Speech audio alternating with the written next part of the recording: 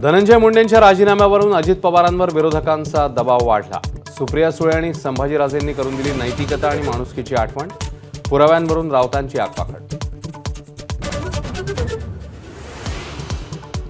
राजीनामा दिलेला नाही, धनंजय मुंडेंनी राजीनाम्याची चर्चा फेटाळली। मंत्रिमंडळ बैठकीतही घेतला सहभाग।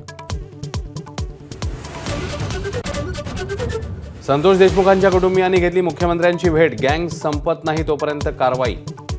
कुटुंब म्हणेल त्या अधिकाऱ्यांना एसआयटीत घेणार, फडणवीसांचं आश्वासन। लोकसभा आणि विधानसभेत शिंदेंमुळे मनसे महायुतीत सहभागी होऊ शकली नाही, विश्वसनीय सूत्रांची माझाला माहिती। महापालिका निवडणुकीत मनसे युतीबाबत सकारात्मक।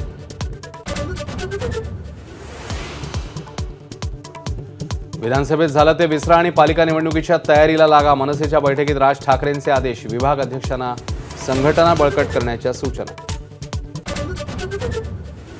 महाराष्ट्रामध्ये ईव्हीएमवरचे विरोधकांचे सर्व आक्षेप केंद्रीय मुख्य निवडणूक आयुक्तांनी फेटाळले। ईव्हीएमची प्रक्रिया पूर्णपणे पारदर्शक असल्याचं स्पष्टीकरण। दिल्ली विधानसभा निवडणुकीची घोषणा, 5 फेब्रुवारीला मतदान, 8 फेब्रुवारीला मतमोजणी। जनगण मन नव्हे तर वंदे मातरम हेच आपलं राष्ट्रगीत हवं, रामगिरी महाराजांच्या वक्तव्याने वाद उफाळण्याची शक्यता। अभिनेता सलमान खानच्या घराला लावल्या बुलेट प्रूफ काचा, वांद्र्यातल्या घराबाहेर कडेकोट सुरक्षा, पोलिसांची चौकीही सज्ज। HMPV विषाणूमुळे घाबरण्यासारखं काही नाही, पण काळजी घ्यायला हवी, राज्य सरकारचं स्पष्टीकरण। मंत्रिमंडळ बैठकीत HMPVवर चर्चा। कार्यालयांची सफाई, पिण्याच्या पाण्याची सोय, प्रसाधनगृहांची स्वच्छता, राज्यामधल्या प्रशासनाला मुख्यमंत्र्यांचा 100 दिवसांचा टास्क। जिल्हाधिकारी, महापालिका आणि पोलीस आयुक्तांशी व्हीसीद्वारे संवाद। महापालिका नगर परिषदेच्या हद्दीबाहेरच्या गावांच्या समस्या सोडवण्यासाठी समिती स्थापन। राज्यभरामध्ये 100 ग्रोथ सेंटर समिती तयार करणार।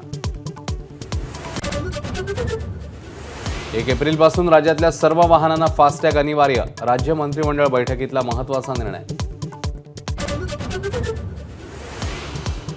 राष्ट्रीय स्वयंसेवक संघाच्या 9 स्वयंसेवकांना जन्मठेप। केरळच्या थलसेरी न्यायालयाने सुनावली जन्मठेप।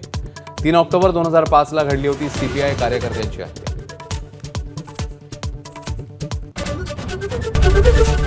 ABP माझा, उघडा डोळे बघा नीट।